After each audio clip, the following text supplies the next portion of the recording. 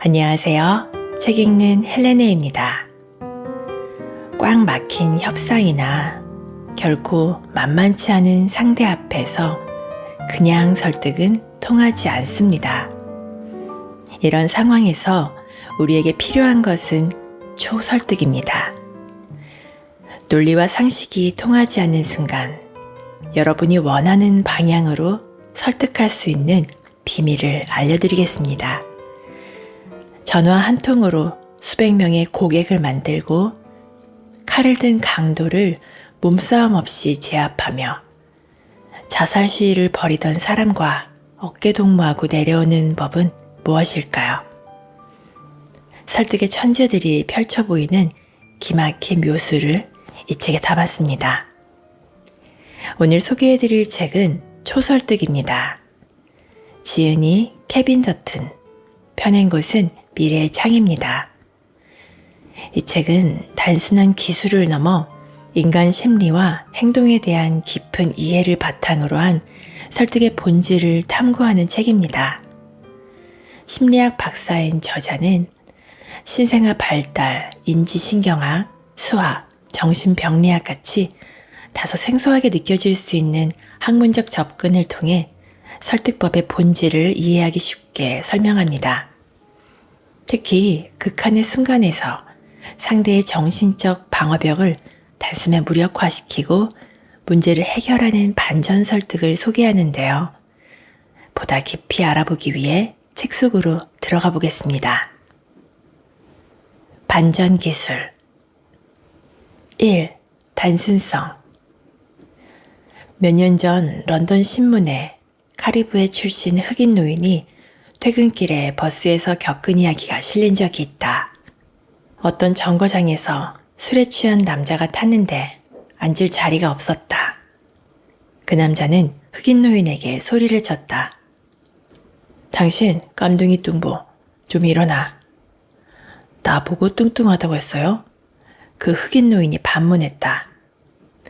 그러자 버스 안에 폭소가 터졌고 술 취한 남자는 창피해서 바로 다음 정거장에서 내렸다. 말 한마디로 흉한 꼴을 피해간 것이다. 정치에서 광고, 계약 상담에서 대규모 인종 폭동 예방에 이르기까지 설득의 황금률은 말하는 내용이 중요한 게 아니라 말하는 방식이 중요하다는 점이다. 대부분 경우 단순할수록 더 효과적이다. 연구조사 결과는 우리 뇌가 단순한 쪽을 선호한다는 것을 반복해서 보여줬다. 예를 들어 아래 나오는 덧셈을 해보라. 종이로 가리고 하나씩 암산으로 더하면 된다. 1000, 40, 1000, 30, 1000, 20, 1000, 10. 모두 더하면 어떤 답이 나오는가? 만일 5000이면 다시 해보라. 정답은 4100이다. 그럼 왜 틀리게 됐을까? 우리 뇌는 끝에서 두 번째 숫자까지 합쳐 4090이 나오면 전체 합계는 읽기 쉬운 1000단위일 것으로 기대한다. 그래서 기대치에 가장 부합하는 숫자로 5000이라는 답이 나오게 되는 것이다. 두뇌가 정보를 처리할 때 술술 풀린다는 느낌을 주는 것이 그 정보의 설득력을 결정하게 된다. 따라서 단순한 것이 좋고 복잡한 것은 나쁘다. 반전 기술이 강력한 힘을 갖는 것도 그 이유다. 현대 인간 사회에서 과거 동물 세계의 관건 자극과 같은 영향력을 갖게 되는 것이다. 세계 최고의 무술 고수 중에는 80대 노인들도 있다. 그들처럼 반전 기술자들은 거의 힘을 쓰지 않는다. 그림자나 바람처럼 움직이는 도사들이 신체의 급소를 찌르는 것과 똑같이 반전 기술자들은 직접 심리적 급소를 향한다.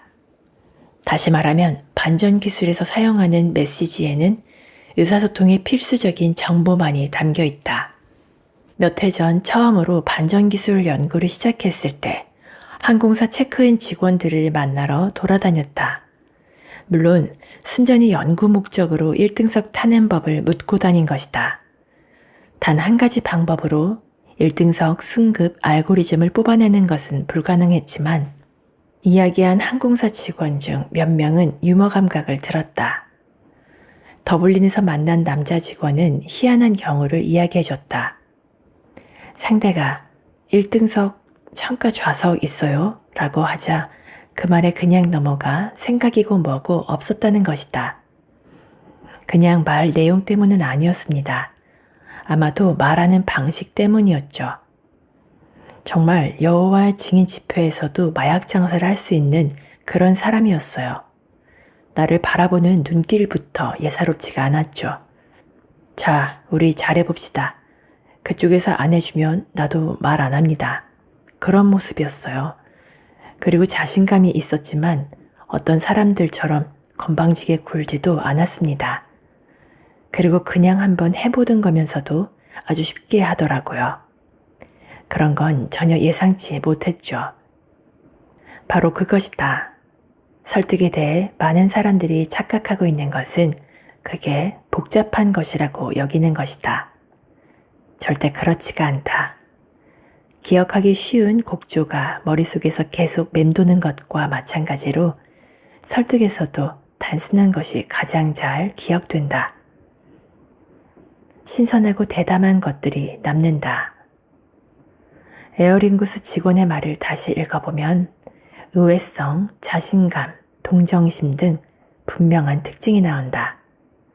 거기에 그쪽에서 안 하면 나도 안 할 것이라는 호혜주의에 그게 당신에게도 득이 된다는 메시지까지 은근히 끼워 넣으면 막강한 힘을 가지는 명언이 나온다. 2. 본인에게 유리하다는 인식. 록밴드 오아시스가 최근 영국 맨체스터에서 공연을 하던 중 기술적 문제가 발생해 공연이 중단되었다. 그 후 밴드가 다시 무대에 나왔다. 그리고 리드싱어인 리암 갤러거는 7만 관중에게 이렇게 선언했다. 정말 죄송하게 됐습니다. 이제 이 공연은 무료 공연입니다. 모두 다 환불해 드리겠습니다. 다음 날 관객 중 2만 명은 그가 제안한 대로 환불을 받아 밴드는 100만 파운드가 넘는 손실을 보게 됐다. 이런 경우 어떻게 해야 할까? 오아시스는 약속대로 돈을 개원했다. 하지만 예상치 않은 일이 벌어졌다. 환불 수표는 리암과 노엘 갤러거가 직접 서명을 해 보낸 것으로 독특한 버지니 은행 로고가 찍혀 있었다. 밴드 대변인은 이렇게 말했다. 사람들은 수표를 현금으로 바꿀 수 있었습니다. 하지만 수표가 워낙 특별한 것이라 그냥 갖고 있기로 결정한 이들도 꽤 있었습니다. 그중 일부는 이베이에 등장하기도 했다. 짧고 간단히 말하자면 설득 비결은 상대방한테 득이 된다는 걸 강조하는 것이다. 아니, 더 정확히 말하자면 상대가 자기한테 득이 되는 것처럼 느끼게 하면 된다. 이는 비즈니스의 황금률 중 하나이다.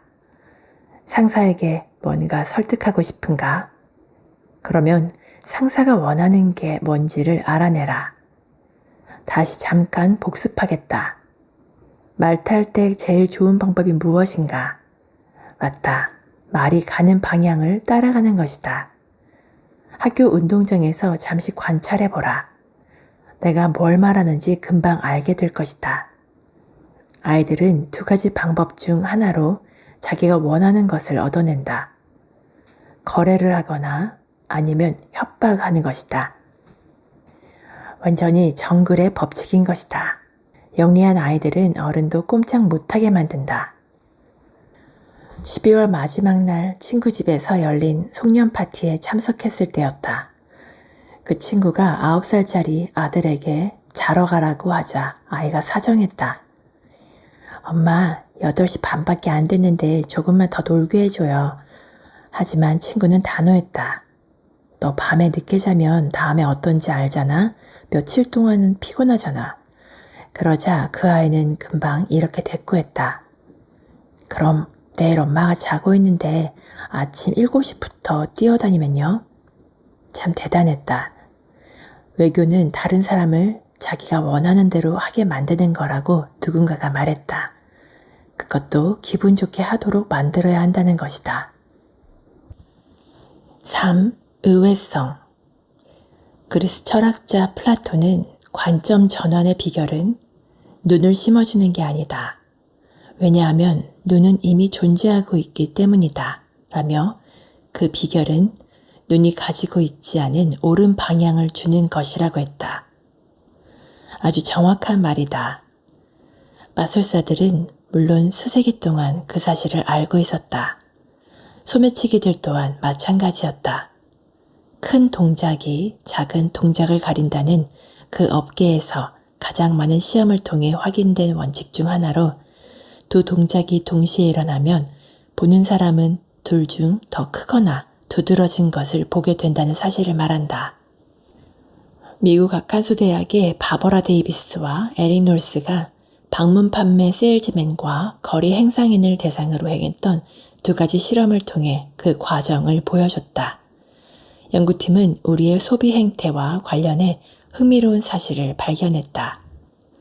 크리스마스 카드 방문 판매 세일즈맨이 카드 가격을 달러가 아닌 센트 단위로 말하거나 길가에서 컵케이크를 파는 사람이 케이크를 반 컵케이크식으로 약간 특별하게 부르면 구매 확률이 2배가 된다는 것이었다.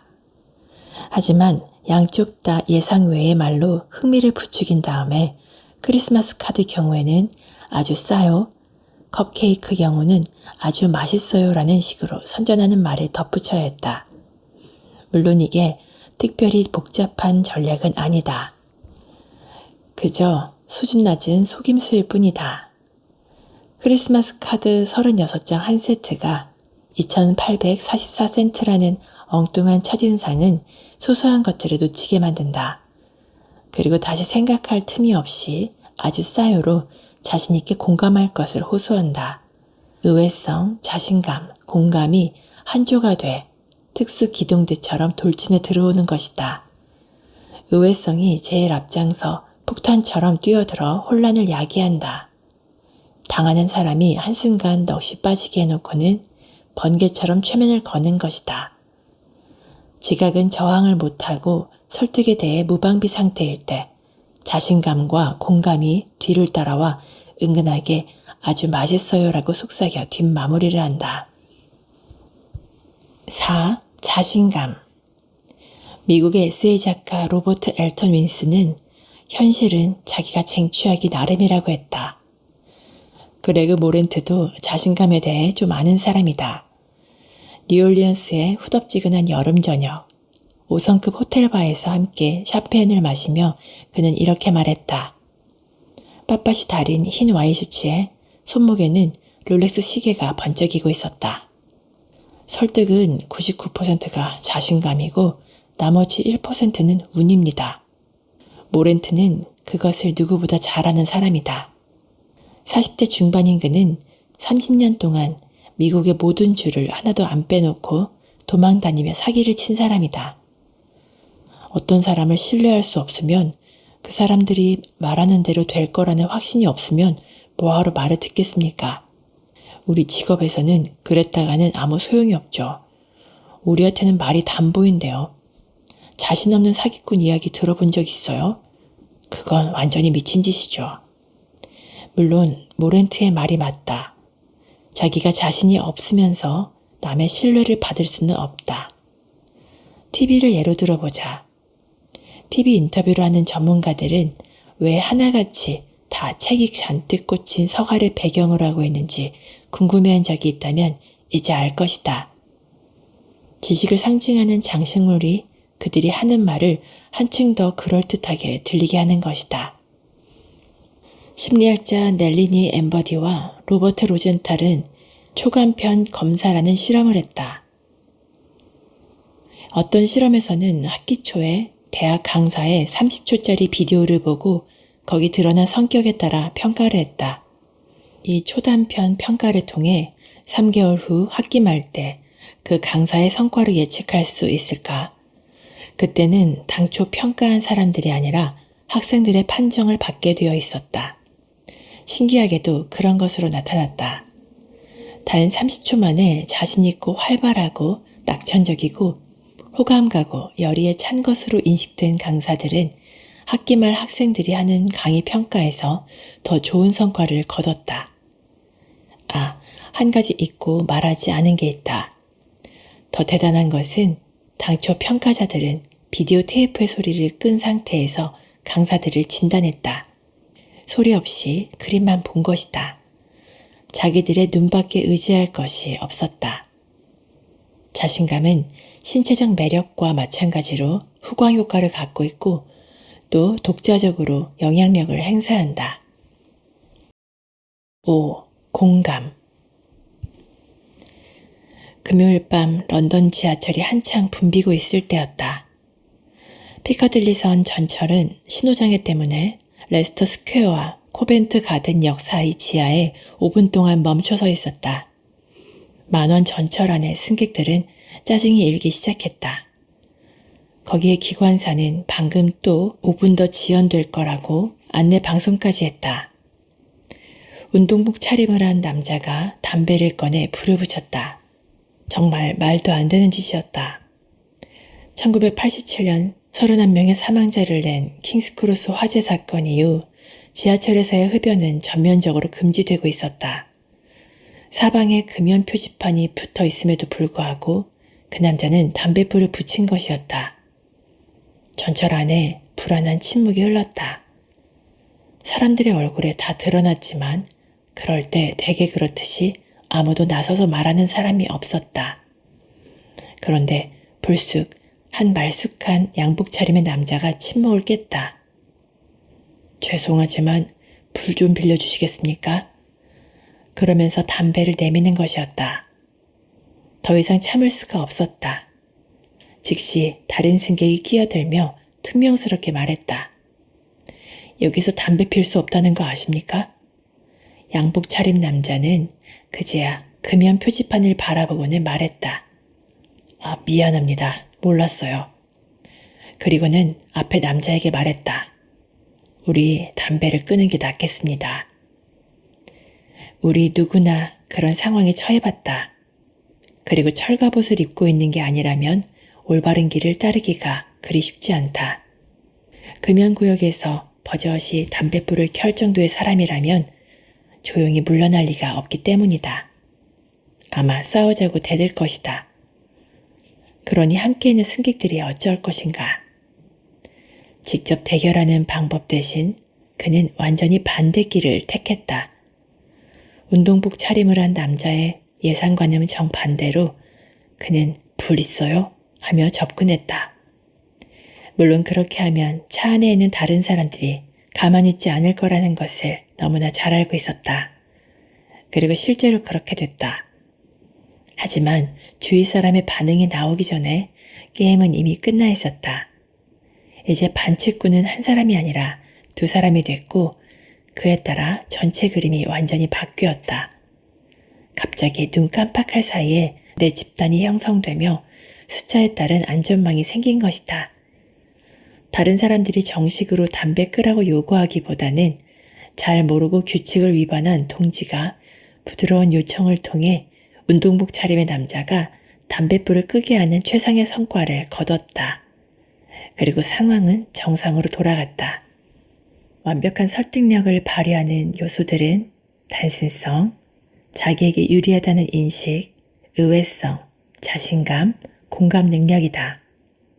그리고 그것들을 다 함께 활용할 경우 우리가 원하는 것을 얻을 확률이 극적으로 높아진다. 이 책이 소개하는 설득법은 무턱대고 상대방을 이기는 기술이 아닙니다. 오히려 갈등과 분쟁을 조정하고 극한 상황을 창의적으로 해결하는 초설득의 비결을 제시합니다. 기회가 되신다면 책을 직접 읽어보시고 때때로 겪게 되는 갈등과 대립의 순간에서 강력한 설득력을 발휘하시기를 바랍니다. 오늘도 끝까지 저와 함께 해주셔서 감사드리고요. 구독과 좋아요, 댓글, 알람 설정은 제게 큰 힘이 됩니다. 즐거운 하루 보내시고 다음에 또 만나요.